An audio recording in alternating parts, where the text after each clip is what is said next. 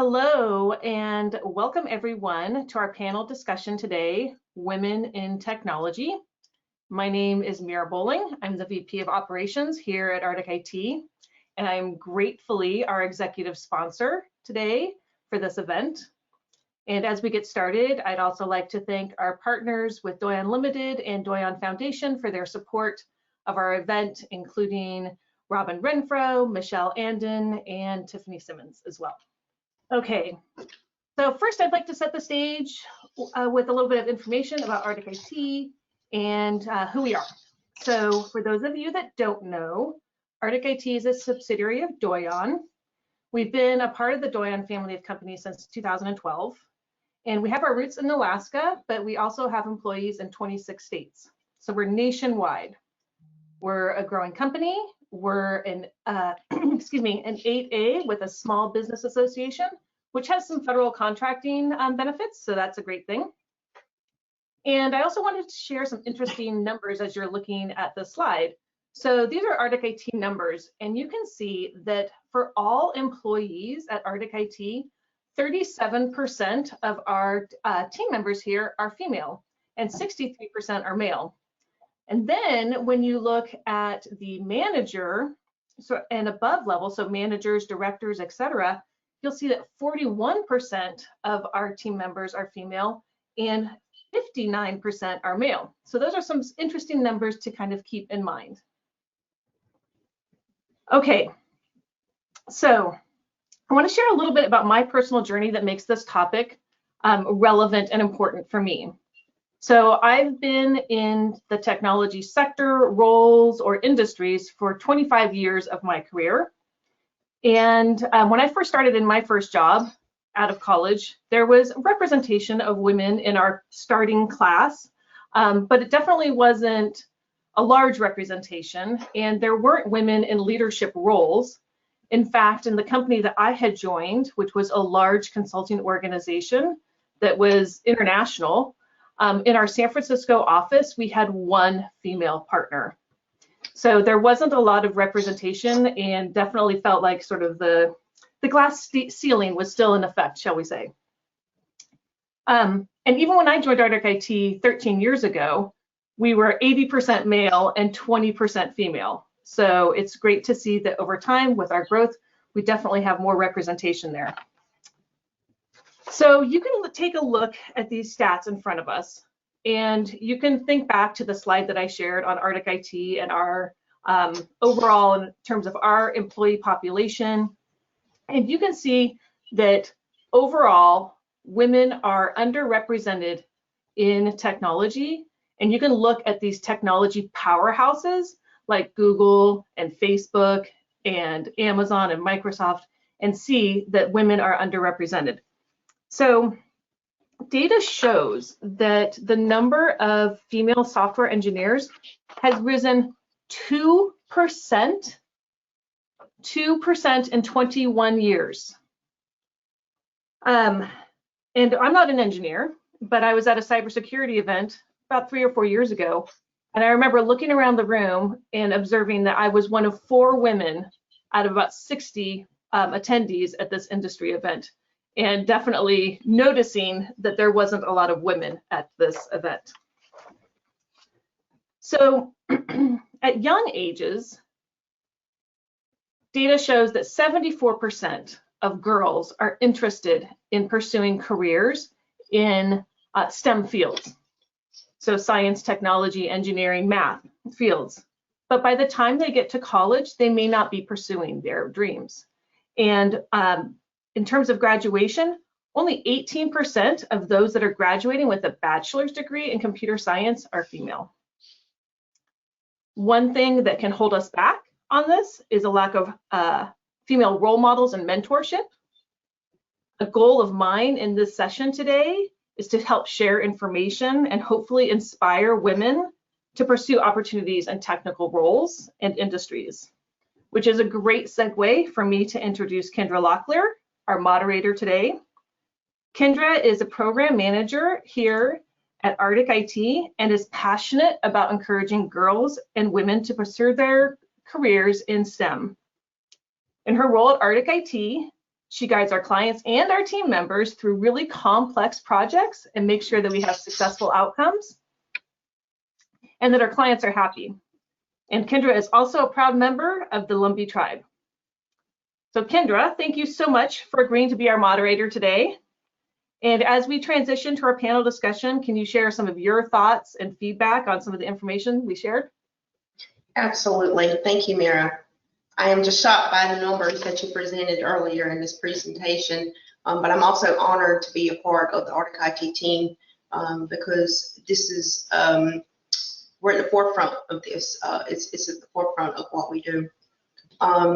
Women in IT is, coming into this field, I was shocked at the numbers. I wasn't aware of it until I actually got in the field, started looking around in the room and noticed 90% of the meetings that I was in, I was the only female in the room. Not only was I the only female, but when I did get in the room with females, I was the only minority female most of the time in the room. That was shocking to me as well. In my past, what I've done a couple years ago is I wanted to make an impact in my community, and I started the first ever Girls Who Code program in the Lumbee tribe. That was a big undertaking for me, but it was very rewarding.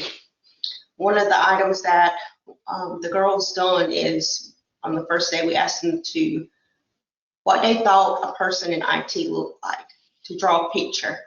And what do you think they drew? They drew a white guy, you know, with the glasses and the tie, you know, the stereotypical technology person. And as the days passed with the Girls Who Code, I could just see the passion and the interest in these girls coming out. A lot of the girls stated they were interested in technology when they were younger, and that mind shifted as they got older. So I am honored to be able to discuss this topic with you today, and I look forward to introducing our panelists. So thank you, Mira. Well, thank you so much, Kendra. Those are great points, and that's definitely an inspirational activity that you really undertook around making sure that there was visibility into these career choices and these areas of passion for, you know, other girls. So thank you so much for your for your contributions to your community and to the Arctic IT community. So why don't you kick us off and introduce our panelists today? Absolutely. So our first panelist is Miss Melanie Waldman. She's a senior solutions consultant at Arctic IT. She joined our company in December 2020 after building a decade-long career in IT consulting as a business analyst and project manager.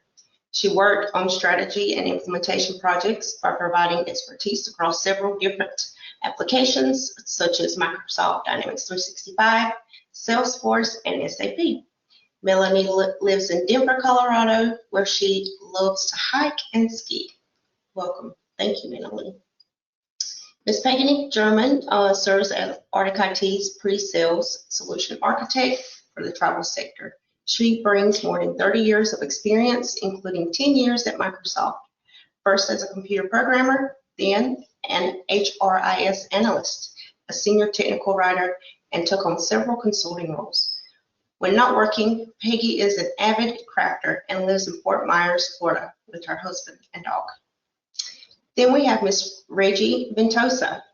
She served in the IT industry for more than 20 years and has been with Arctic IT for the last 15. For most of her career, Reggie has been in the software development area, providing computer programming for clients that need ERP solutions. Although Reggie has been a developer for most of her career, she has also worked in consulting and design. In her spare time, you will find Reggie hiking, painting, and singing karaoke. Elaine Christie started with Arctic IT as soon as she graduated from college and hasn't looked back.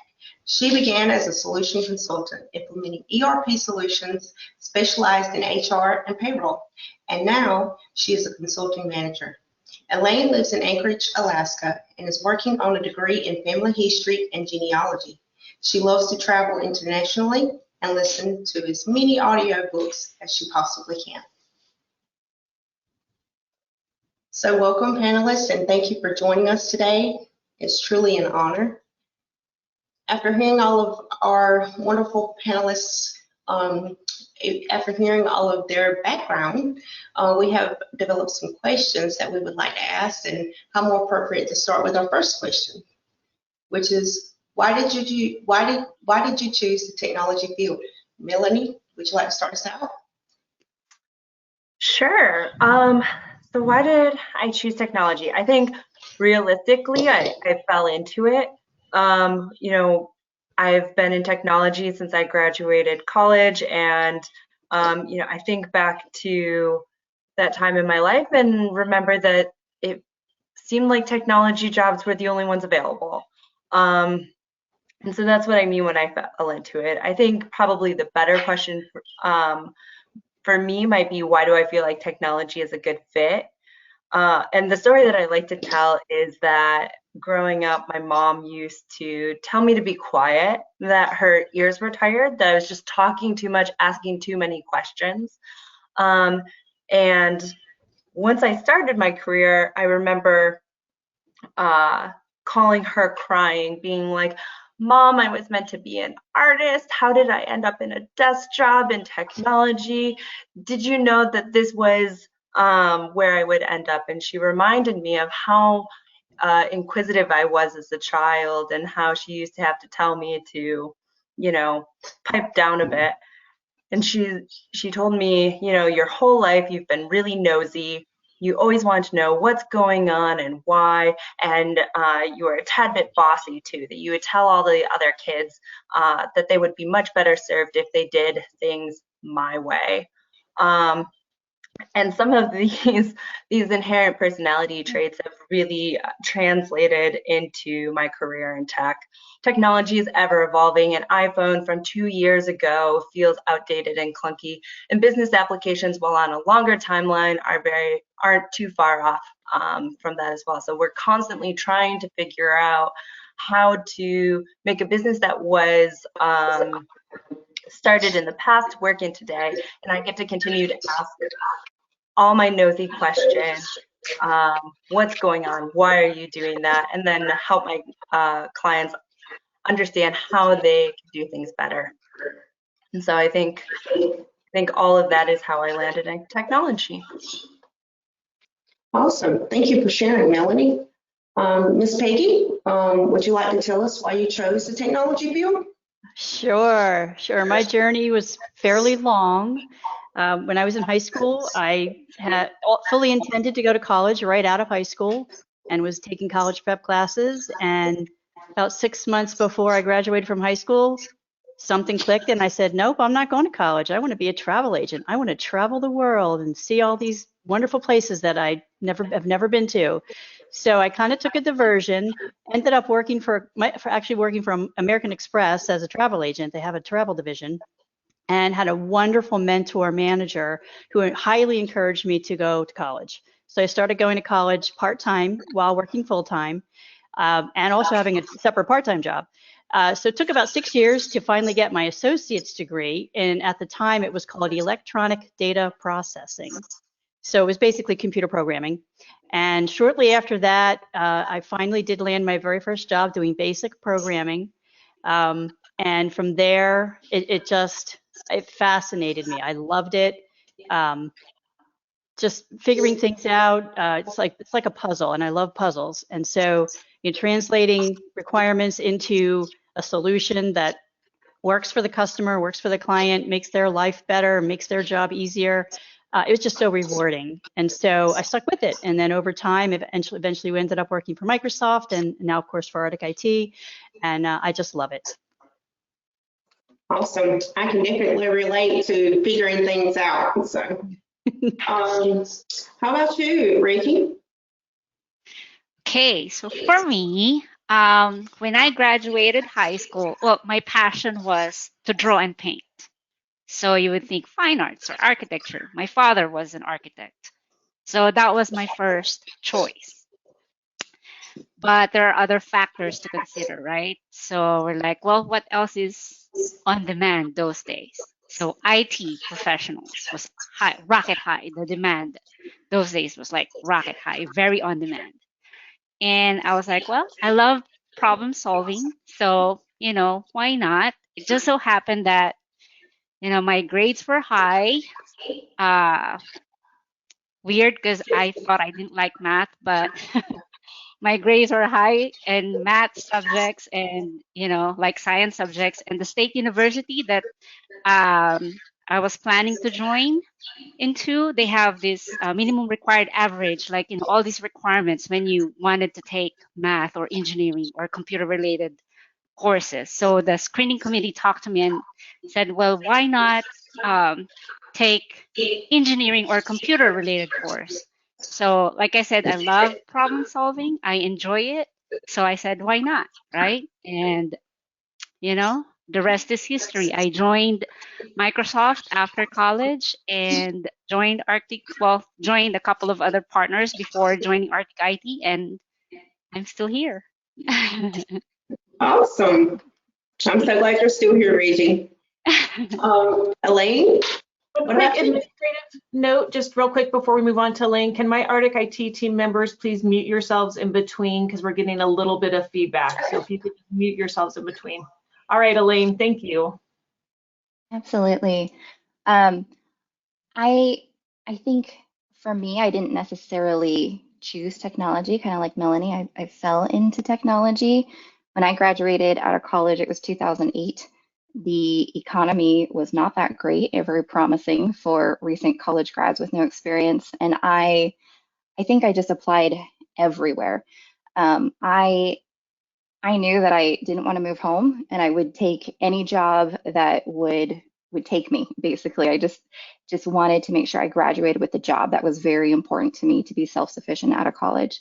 And so I handed out my resume all sorts of places, and one of the places I saw at a college job fair, I remember seeing it said Arctic IT, but one of the places, what really struck me about it was that it had an office in Seattle, and I wanted to move back to Seattle.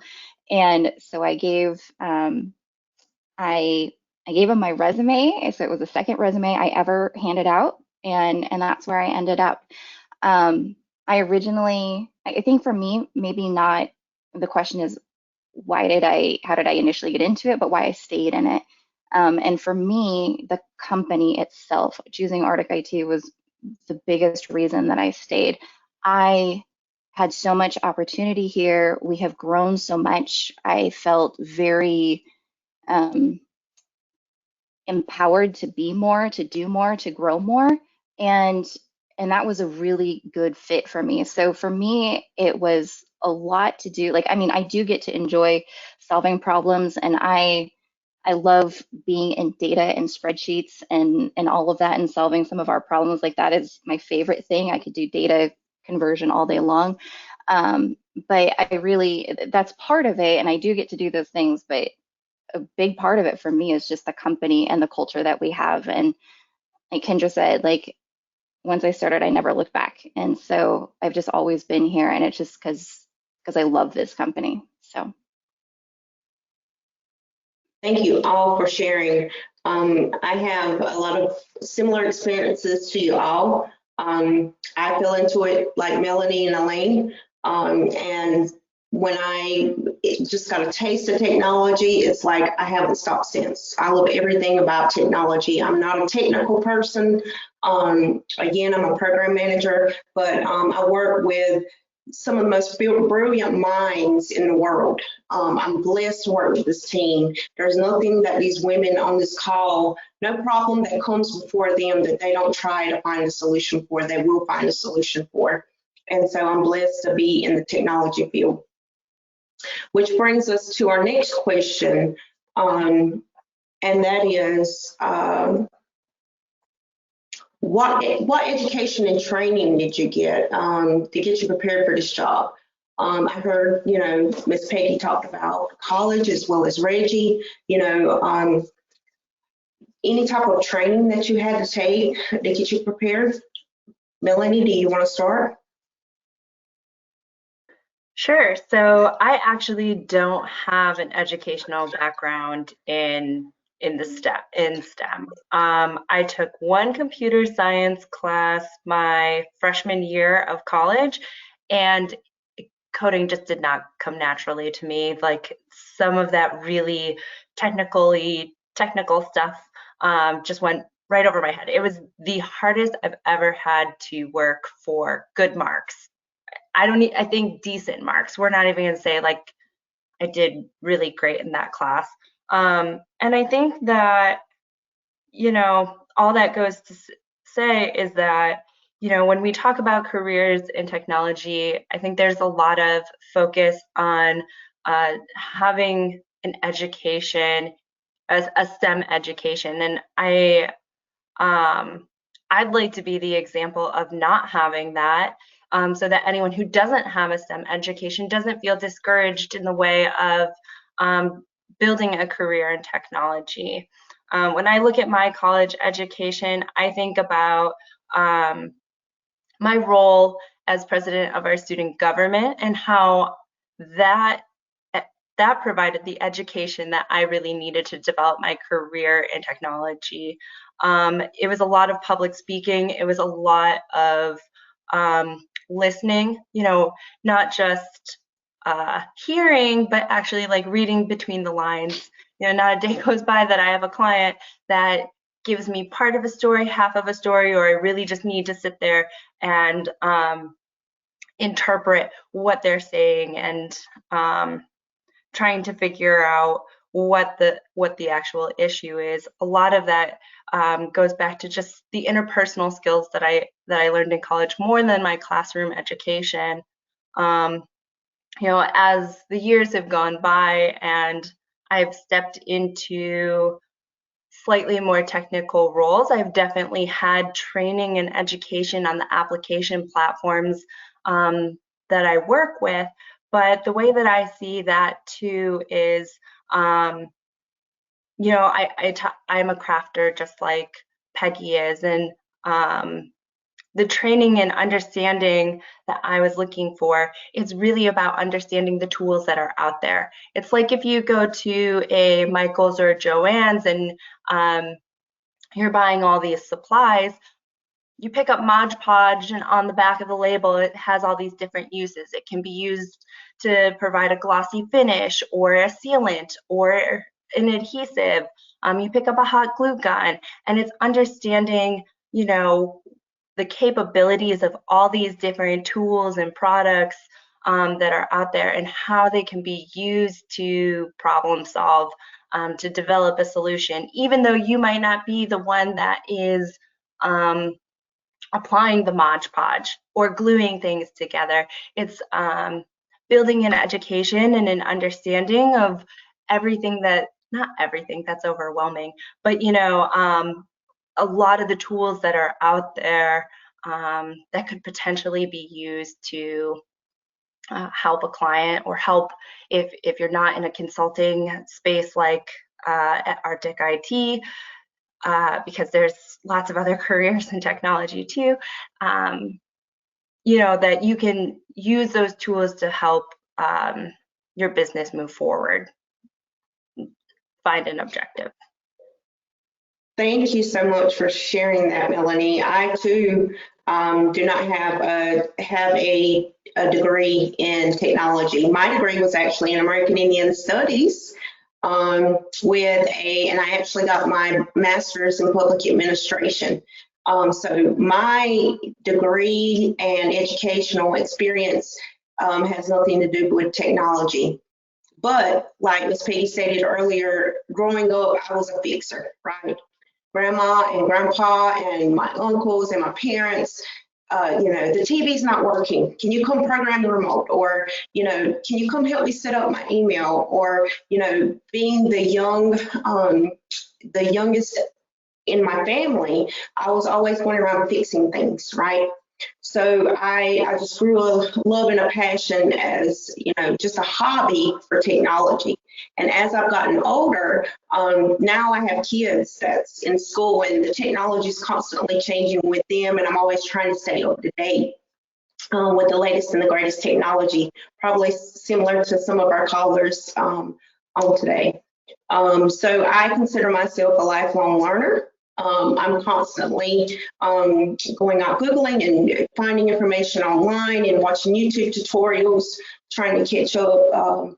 If there's something out there that I don't understand, I'm constantly trying to go out and look for it. So I can't relate to crafting, Melanie, but I can definitely relate to your experience. What about you, Ms. Peggy? Sure. So as I already said, I started off not going to college right out of school, right out of high school, but then I did go part-time. It took me 6 years to get my associate's degree, which was focused on computer programming, and that's how I started my career. But that's not where I am now. So got married, had babies, kids finally grew up, finally had more time. I did go back to school to get my bachelor's degree. And that, during this time, of course, I'm still working with Microsoft and doing various different technology type jobs, but not with a bachelor's degree. So finally got that. Again, working part-time, I think it took me another 4 years or so to finally achieve that. Just was a goal I always wanted to achieve. But I kind of think of it this way: the education, the formal education got me looked at, if you will, but the experience and the coworkers and the training on the job got me where I am today. Taking an accounting class or two in college, I understand debits and credits, I understand accounts payable and accounts receivable and general ledger, but I didn't really understand it until I started working with customers and building things out and helping them with issues and helping them with problems and learning from them, and then learning from my coworkers as well. When I came to Arctic, I did not have experience working with what's called Microsoft Dynamics 365 CE, and everything I know about it, I learned here. So that's the other thing I wanted to say is, specifically Arctic IT, one of the things I love about this company is the support that everyone provides. Everyone's approachable. No one will hold back information. Everyone's more than willing to answer a question, give you a leg up, give you a helping hand, collaborate with you, and it's been 7 years since I've been here. And the other side of that is, as Kendra said, we are always learning because things are always changing, and they're changing exponentially faster over time. I've been doing this for more than 30 years, so you can imagine the changes I've seen. And it just keeps getting faster and faster and faster and more and more and more and more and cooler and cooler and cooler. So just never giving up on. You're never done. You're always looking to learn the next greatest best thing that's going to be coming out and be able to leverage that and learn how to apply it to your daily work. So I'll stop there. Thank you. What about you, Rosie? Okay, for me, so I took a bachelor's degree in information technology. It's very similar to a bachelor's degree in computer science, 4 years course. Before we graduated college, I remember we were required to complete certain number of on-the-job training hours, right? Like, we are sent out to the real world and like do on-the-job training. So I remember having my OJT, on-the-job training, in an IT department of a big commercial bank in the Philippines. So that was fun. That was cool. Like, oh yeah, makes us even more excited to, graduate and start working. But hey, that's just like a tiny bit of the iceberg, right? So when I joined Great Plains / Microsoft, right, like software programming, like what Miss Peggy said, you started learning more, like you're from coworkers, from just different things, like I guess for me it's a combination of, like, I started working in the Philippines, then I had to move to the US, so that's another different level of learning, adjusting, right? And also, let's see. So Microsoft, when working with Microsoft, I remember we are given a certain task, like you work on this project. We developed or write codes for this certain project. So when I left Microsoft and joined partners, different set of learnings. I had to learn dealing with customers. I was so nervous. I remember so nervous because, right, with Microsoft, you don't have, like, well, we have a support team that deals with customers, but in the development team, we don't have to deal with customers. So that I was a little bit nervous, but that was a huge learning for me, and I enjoyed it. Working with our customers, and I totally agree with the adaptability. Things are changing, tools are changing in a very, very fast pace, right? We have to adapt. Kind of like, our cell phones. You just buy a new cell phone. In 2 weeks' time, they're announcing a new model, a new brand, a new model, a new version of phone. It's crazy. So I started working on Microsoft Dynamics GP. Now I'm working on the D365 Finance, right? And all these a lot of tools to learn. So it's a continuous education, continuous learning, trainings provided by the company, trainings that you have to do on your own, right? So yeah, just continuous learning. Thank you for sharing, Reggie. Elaine? Yeah, I went to school and I majored in math and German, and I minored in business. And so it's a really odd combination of degrees. I've only once used my German on the job, and very rarely have actually used my math. But when I was in school, like STEM wasn't a thing. I never thought of it like I was pursuing I don't even know if I even heard the acronym STEM or what it was. Like that wasn't it wasn't something I was necessarily pursuing. I just really enjoyed working with numbers and data. But it helped that analyzing and just the fact that I enjoyed taking raw data and transferring it into something that was meaningful and actionable for other people because they didn't understand the raw data itself. Like it's the organization of data that makes it useful. That mindset certainly helped me, but I never took a training like a computer class ever. Like 7th grade, we, learned how to use a mouse, and it was the 90s and it wasn't super challenging, but like that was the only computer class I took. And I remember starting to train and study GP, the software that I was working with, and asking the engineers, can you explain to me what a server is? Because I don't understand like what a server is versus a terminal server versus this workstation. I was supposed to be doing these installs. I was so green, and I didn't even know how green that I was.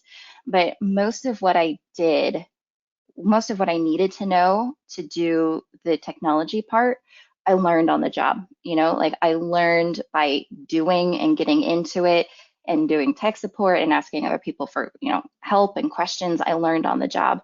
And that was the more technical side of it. Now as a manager, a lot of that, I don't know if there's any particular training that I had necessarily to become a manager to kind of step in that role.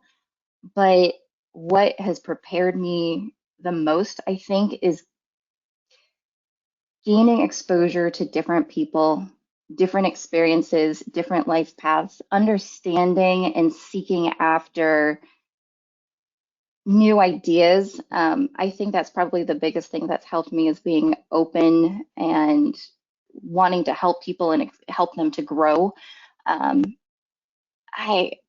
mean, that's what I do now. And so I didn't have any necessarily training for it, but as you go along, you just kind of learn it. So for me, I guess it's just mostly on the job training and support from your other team. Your team is probably the biggest tool for you to learn. I mean, there's a lot that you have to do for yourself, but I feel like you rely on your team just as much to get you where you need to be. So, yeah. Thank you for sharing, Elaine. And you've been a blessing to me. You've taught me a lot. And one of the things that I've learned from working in technology is when I first got in this field, I was afraid to ask questions. And what I've learned over time is there's no foolish question, no crazy question in technology. Just ask the question. If you don't know, ask. Similar to what you said, Elaine, I never forget going over into technology world. One of my first things was they kept talking about cloud, the cloud, the cloud. And in my mind, I was seeing a cloud. And I asked a networking guy, I said, can you break it down for me, a server guy? And he actually got on the whiteboard and he drew it out. And I'm like, that's not a cloud. That's not what I was envisioning here, right? But it was me being able to ask the question to get a better understanding. And that's what I find myself doing with this team is I ask questions. If I don't understand something, I ask questions and they're educating me along the way. So thank you all. And it brings us to our next question, which is a great segue. What have been some of the career challenges for you in your career so far, and how did you handle it? Melanie, you want to start us out? Sure. So I knew Kendra was going to ask this question as soon as she asked me to be a part of the panel. And really, it's because women in technology, we still aren't quite on level footing with our male colleagues. And so we want to know what challenges lie ahead so that we can be prepared and we can start thinking about how we can get a head start on overcoming them. And I am relatively new to Arctic compared to the other panelists. So, when I think about challenges in my career, a lot of them took place away from the Arctic community. Arctic is a really special organization. Mira showed some charts earlier that show that, it broke down the male to female ratio at Arctic and the managers, and we are much closer to 50% than a lot of other technology partners out there. And so when I think about challenges in my career, I think about how hard it's been to relate to my colleagues and all the efforts that I've had to go through to be able to make those connections. Because as Peggy said, so much of what I've learned has come from relationships with my colleagues, whether they be here at Arctic or previously. I think when I first found out I was going to be a panelist about this, I was like, gosh, I don't really know if I'm the right person. I think back to one of the things that I did as a woman in technology to fit in better. Growing up, I played sports, was never super into sports. Got into technology, the majority of my projects were manufacturing. It meant that I was working with all men. I don't even know that there was another woman in the room and on like 200 people projects. And so I dove into football head first. I learned everything about the game. I followed all the teams, all the statistics, so I could talk to any of the guys that came up to me. Was like, hey, did you see the game on Sunday? Like, no, I didn't see the game on Sunday. I was at brunch with my girlfriends. But I started to make an effort to follow those games. And what I found is, I'm not saying you should start watching football every Sunday so that you can talk to Joe at the water cooler. But I think that there's a middle ground there that one of the ways that we can overcome the challenge of relating to our peers as we work towards that 50-50 split in technology, or let's take over the whole entire industry and women will be 90 to 100% of technology. We're not stopping at 50%, but one of those ways that we can relate to our colleagues and form those connections is to take an interest in lots of different things. It doesn't have to be sports. It could, maybe you're not a girly girl, maybe we're not into shopping or celebrity gossip, but just grabbing little bits of headlines and everything like that can really open our way to connection with one another. And that connection can lead to relationships that otherwise we wouldn't have formed. Because if you say, oh, I'm sorry, I don't know sports, you've essentially just kind of shut down an opportunity to connect and to talk to one another, which then might lead to to, like, Kendra and Elaine both said, sometimes you just have to ask the uncomfortable questions about what the heck is going on at work. And maybe after developing those relationships, it's not quite so uncomfortable anymore. But that's one of the things that stands out as a challenge for me. And one of Mira's other statistics was that I think 43% of women don't feel like the workplace has equal considerations for men and women. And I think a lot of that actually is just because men don't ask for the same things as women, so we don't see the practices that companies are putting forward in the 21st century in practice, because there are fewer of us to ask that they actually put their money where their mouth is, right?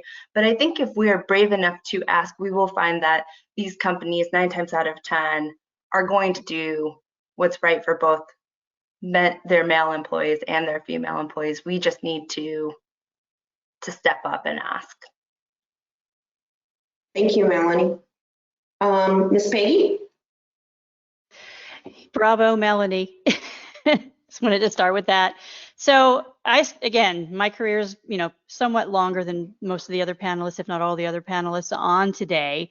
So going back in time, it's, my career really did sort of start off because of someone I knew who happened to be a male, who kind of had my back and got me in the door, if you will. And from there, once I was in the door, it was on me. It was on my shoulders to make sure that I met the requirements, that I stepped up and learned what I needed to learn to do the job. And that served me fairly well, but the percentage of men versus women back in the day was, much different than it is that we're seeing today.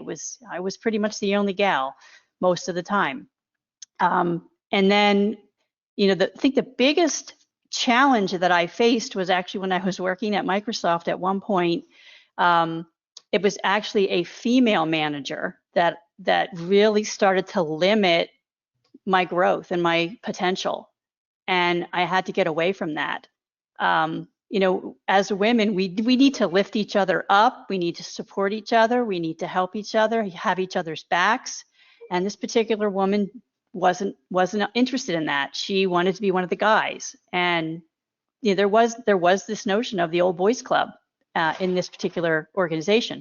So in a way, it was a blessing that this happened, because that's what ultimately, through the course of a couple of different other jobs that I had, that brought me to Arctic, where I feel 100% supported and I got my voice back. I essentially lost my voice for a period of time, and coming to Arctic really, I found my voice.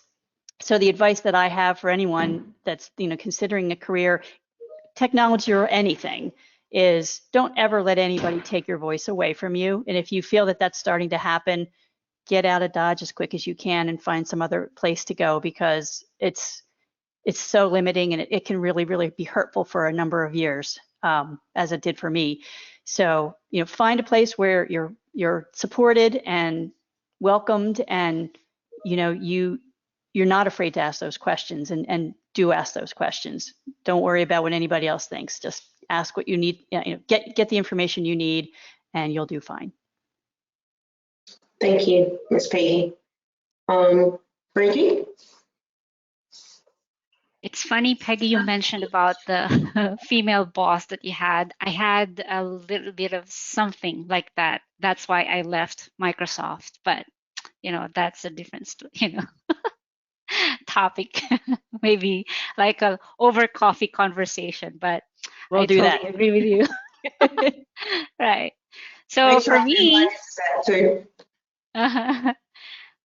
for me, I can think of, 20 plus years in the industry, right? So I can think of a lot of things, big things, small things, name it. But a few that, pops in my head right now are, like, I think I mentioned this a while ago, where I had to move from the Philippines to the US. So Microsoft used to have different development sites all over the world. And at some point they decided, well, let's close all these other small development sites and focus on having development sites in the US. So the development site in the Philippines at that time, we were like 75 employees. So I'll call myself one of the lucky ones that were selected and got offered to say, you want to move to Redmond, Washington? And I was single at that time, right? It sounds so promising to me. So, yep. But, the reality is I'm moving away from my family, right? Thousands of miles away. So that was like nerve wracking, but at the same time, I was excited. After that, like I remember Peg was sharing, culture was different. Like, Great Plains before, right? Before acquisition of Microsoft, culture was so different. We were acquired by Microsoft. Oh my gosh, like challenge, competition, very tough, right? And then, in addition to when we were moved from the Philippines to the U.S., my boss was female, and there's a lot of clashing and competition and whatnot going on. You would think a manager should support you and help you, like what Miss Peggy said, right? Encourage you and help you grow. But that was the opposite for me as well. So I was like, I was young back then. My ego, right? I wanted to show everybody, hey, I can do it. There's life after Microsoft. So I joined a smaller partner, also still working with Microsoft, but no longer Microsoft. And that's how I started, dealing with customers, and there's visibility in smaller companies, right? You get appreciated more with your hard work. You get recognized more compared to bigger, larger companies. Like, don't get me wrong. I don't hate big companies. I don't hate Microsoft. I love Microsoft. That's what we are working on, Microsoft products. But that's one of the big differences that I noticed when I joined smaller partners, and even joining Arctic IT was you get easily recognized, your hard work and everything, and yeah. But the constant challenge was keeping up with the changes, right? Technology, it's really fast paced. For me specifically as a programmer, there's a lot to learn, right?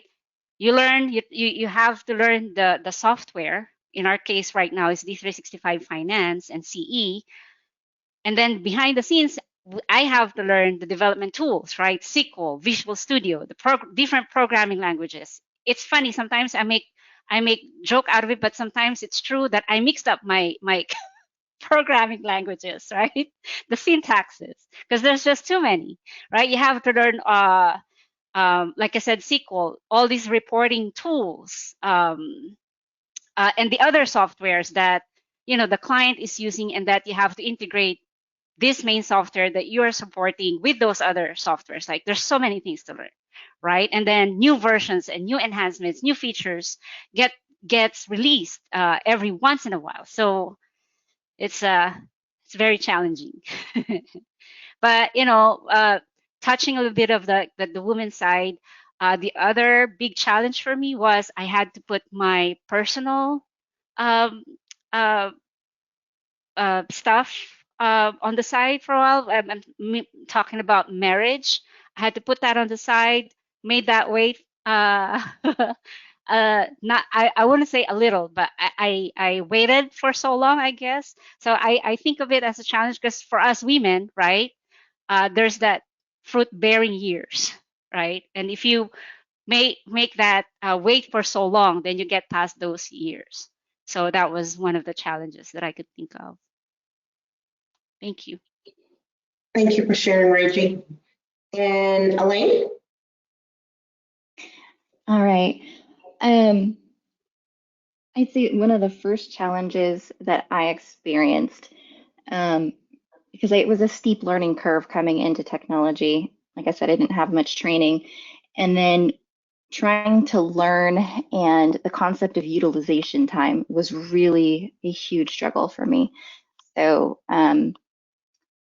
I realized that I was not a very numbers oriented person. And when I thought of goals, so when I had these goals of being 70% billable or 80% billable, that was really hard for me to feel like my value was a number. That concept was a real challenge for me. And I had to realize that my value is not, I'm still a person, I'm still a valuable individual and a human being. But it takes a lot of work for me to reach these goals. And that was that concept of utilization and how productive you are and how many cases are you getting through or how many hours are you spending billing a client. That was really, really tough for me to get to a point where I could separate my productivity and output with my value as a team, individual and as a worker, like on the team. I wasn't just a number. And so that was a real struggle for me for a long time. And then the second thing was just confidence. I felt like I wanted to be I felt like the new girl for about 6 years, probably. Like I felt like oh, it's my first job and I don't really know anything and I'm just going to defer to everybody else who's been here longer. And I got comfortable in that, let somebody else take the lead. And so I had to, like Peggy said, you have to find your voice. You have to realize that your opinions matter and that you've got things to say and that people will listen and speak up or listen when you speak up and that your voice is very important. So those are my two things. Thank you all for sharing. Our conversations have been amazing for today. Now on to our final question. It's our speed round question. Each panelist has 1 minute to answer. We want to have some time at the end to allow participants to ask questions. So your surprise question is, what is your superpower? Melanie. My superpower, I think, is that I'm a chameleon. I can adapt to any situation in any crowd, and I can blend in and stick out as needed. Awesome response. Reggie? I would say my superpowers that helps me a lot with my type of work, which is, computer programming, is super patient. My organization skill and my attention to detail, I guess. I'm like very, very critical, I would say. And then good with problem solving and easy to adapt, I guess, I would say. Awesome. Ms. Peggy? I would say relationship building. I love to listen to people and get to know them and, understand where they're coming from. But I'm also very, very flexible, I think, and adaptable. So I think that aids me in, wearing many, many hats sometimes, because we do often have to change hats frequently and, just kind of roll with it. But I think my biggest thing is I just love building relationships with coworkers, with clients, with anybody. And then finally, Elaine? I was also going to say relationship building. I genuinely enjoy getting to know our team. I love spending time with all my direct reports. And my favorite part of working with a client is just getting to know the client and thinking about them beyond the project or beyond, whatever it is that we're doing. So for me, I feel like relationships are key, and that's where I want to put my effort and my passion into. So. Awesome. Thank you all for sharing. So we want to ask the audience, what questions do you have for our panelists, if any? I think we noted, Mira, we could open up the lines since we have attendees, or you can unmute your mics, or you can send it in the chat. Yeah, it Any might questions? be easiest maybe for chat, I'm thinking, if anyone has any questions that they would like to ask our panelists.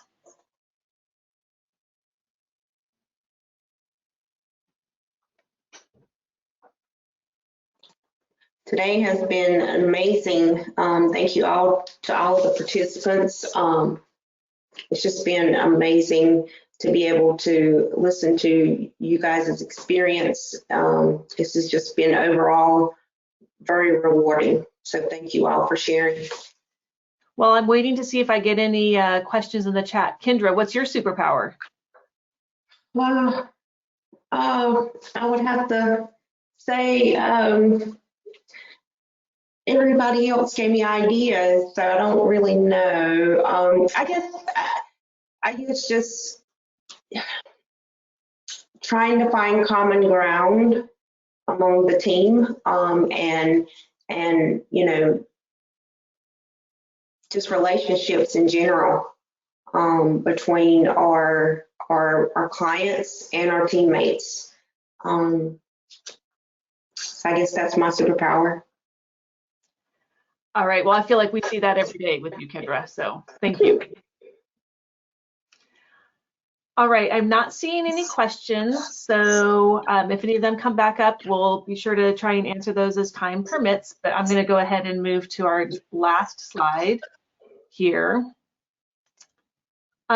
which is I just wanna share, kind of close us out with sharing a little bit about resources that are available to folks, and hopefully you've gotten a sense through participating today that that regardless of whether you have a degree in technology or these days, frankly, even a degree at all, if you are motivated and are learning and are taking certifications, and there are plenty of people that are successful in this industry and field that have garnered their knowledge through new means that weren't necessarily available, you know, to me as when I was entering my career.